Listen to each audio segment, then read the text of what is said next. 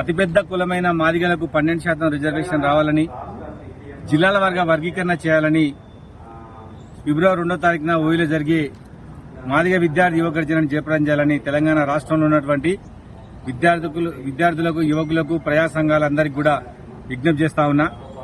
రెండో వైపున మందకృష్ణ మాదిగ 7% డిమాండ్తో ట్రాఫిక్ లో ఉద్యమం చేస్తా ఉన్నాడు. ఎక్కడ? నెక్లెస్ రోడ్ లో. మందకృష్ణ మాదిగకు దమ్ముంటే, ధైర్యం ఉంటే వివేక్ పెట్టినట్టుగా మరి మాదిగ సింహ గర్జనని, లేకపోతే ఆ 1,00,000 డప్పులు, 1000 గొంతులు కార్యక్రమాన్ని గ్రౌండ్ లో పెట్టి మాదిగల సత్తా చూపియాలని నేను డిమాండ్ చేస్తా ఉన్నా. ట్రాఫిక్ లో ఉద్యమం పెట్టి అది మాదిగల జనాభాగా చిత్రీకరిస్తే ఇంటెలిజెన్స్ రిపోర్ట్ పోతుందని కూడా ఈ సందర్భంగా తెలియజేస్తున్నా. రెండవ ముఖ్య విషయం ఏంటంటే, ఈ ఉద్యమాన్ని, మాదిగ ఉద్యమాన్ని, వర్గీకరణ కావాలంటున్నటువంటి మాదిగలని, వద్దంటున్నటువంటి మాలలకు నాయకత్వం ఇస్తున్న కృష్ణ మాదిగ, వివేకులు ఇద్దరు ఈ ఉద్యమాన్ని నాగా కూకీల ఉద్యమంగా మార్చి ఈ 2 మాదిగల కులాలు కొట్టుకుంటే వాటి ద్వారా లబ్ధి పొందాలని ఇద్దరు వ్యక్తులు చూస్తా ఉన్నారు. నిజానికి కృష్ణ మాదిగ సీఎం రేవంత్ రెడ్డితో ఉండి వర్గీకరణ సాధించుకోవాల్సి ఉండే. సుప్రీంకోర్టు తీర్పు ద్వారా వచ్చినటువంటి తీర్పుని బీజేపీకి ఆపాదిస్తా ఉన్నాడు. ఆయనకు వచ్చినటువంటి పద్మశ్రీ అవార్డు, కమలం పార్టీ ఇచ్చినటువంటి అవార్డు, అది కమలం అవార్డు.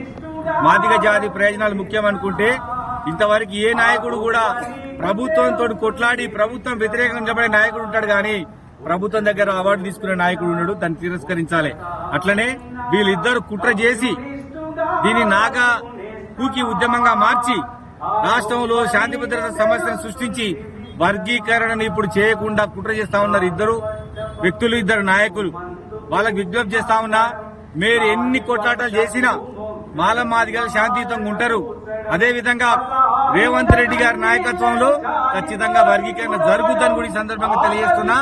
వర్గీకరణ జరగొద్దని వివేక్ ఉంది, వర్గీకరణ ఇప్పుడు జరగొద్దని కృష్ణ మాదిగ ఉంది. ఎందుకంటే వచ్చే ఎన్నికల్లో మొత్తం మాదిగ జాతిని బీజేపీకి ఓట్లు వేయించి కిషన్ రెడ్డిని ముఖ్యమంత్రి చేసి బీజేపీని అధికారంలో తెచ్చి కృష్ణ మాదిగ వర్గీకరణ అప్పుడు చేసుకోవాలన్న తప్ప ఇప్పటికే వర్గీకరణ రావాలని లేదు. అందుకోసమనే ముఖ్యమంత్రి గారు చేస్తానన్నా కానీ ఇవాళ రాష్ట్ర కేంద్రంలో వర్గీకరణ రావాలని చెప్పేసి ఇవాళ 1,00,000 డప్పుల కార్యక్రమాన్ని తీసుకున్నాడు.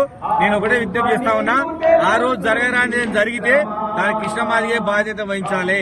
ఆ వచ్చే 1,00,000 డప్పులు, 1000 గొంతులలో మొత్తం ఆర్ఎస్ఎస్ వాళ్ళు, బీజేపీ వాళ్ళు ఉంటారు.